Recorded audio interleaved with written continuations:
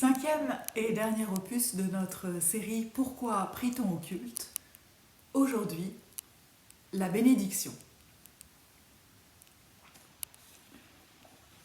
Nous voilà arrivés au terme de notre petit voyage, explorant les différents moments de prière du culte.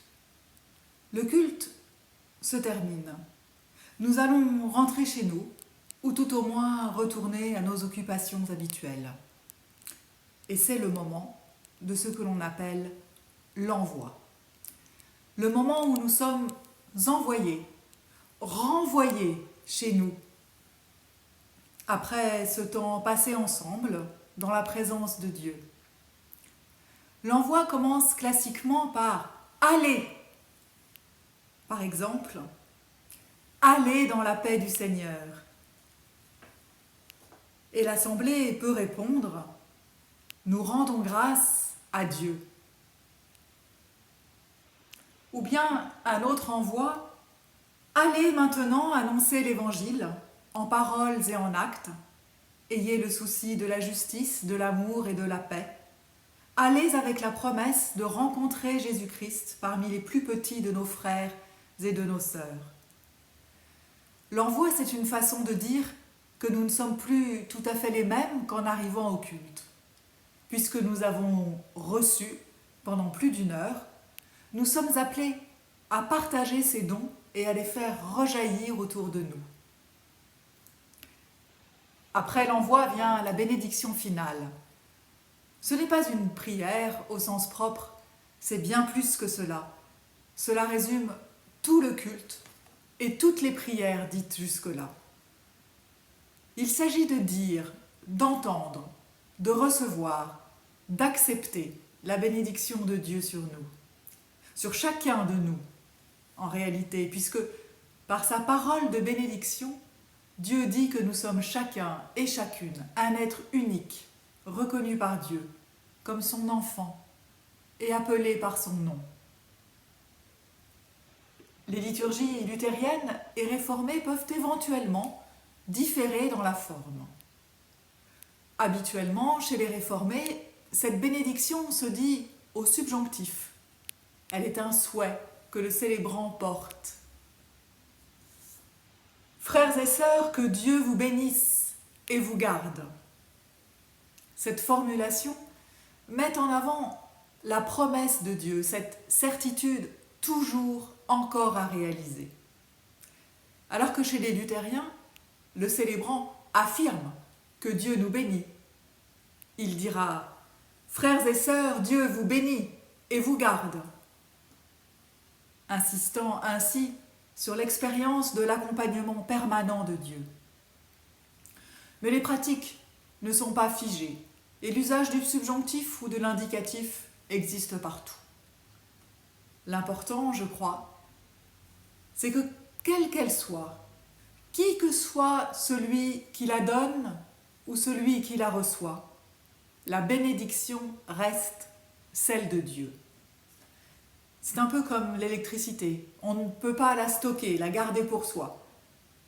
Quand on la reçoit, on en est renforcé, illuminé, parfois transformé, mais on ne peut que la transmettre. Elle ne nous appartient jamais. Et dès que l'on essaye de l'utiliser à notre service ou au service de nos convictions, on la pervertit. Elle peut alors devenir un enjeu de pouvoir et de lutte. Il y a de nombreux exemples dans la Bible.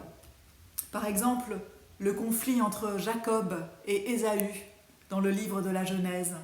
Ces deux frères qui se disputent la bénédiction de leur père, Isaac.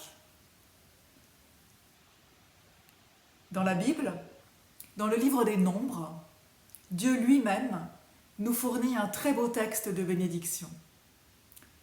Dieu donne à Moïse ses paroles en lui enjoignant de les transmettre à Aaron et à ses fils pour qu'ils bénissent le peuple. C'est dans le livre des Nombres, au chapitre 6, les versets 24 à 26. Que le Seigneur te bénisse et te garde, que le Seigneur fasse rayonner sur toi son regard et t'accorde sa grâce, que le Seigneur porte sur toi son regard et te donne la paix. Amen. Et si l'on préfère, cela donne à l'indicatif: le Seigneur te bénit et te garde.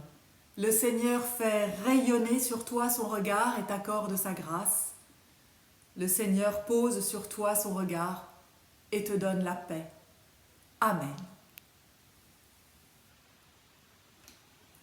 Une autre bénédiction serait: recevez la bénédiction du Seigneur. Le Seigneur te garde de tout mal, il garde ta vie, le Seigneur garde ton départ et ton arrivée, dès maintenant et à jamais. Il te bénit, celui qui est Père, Fils et Saint-Esprit. À lui le règne et la gloire pour les siècles des siècles. Amen. La bénédiction se termine par Amen. Ce petit mot qui vient de l'hébreu et qui veut dire ce qui est sûr, ce qui est solide, certain. C'est ainsi que tous les dimanches, on dit et on redit l'actualité de la promesse de Dieu pour chacun et chacune de nous. Frères et sœurs, le Seigneur vous bénit et vous garde, vous et tous ceux que vous aimez. Amen.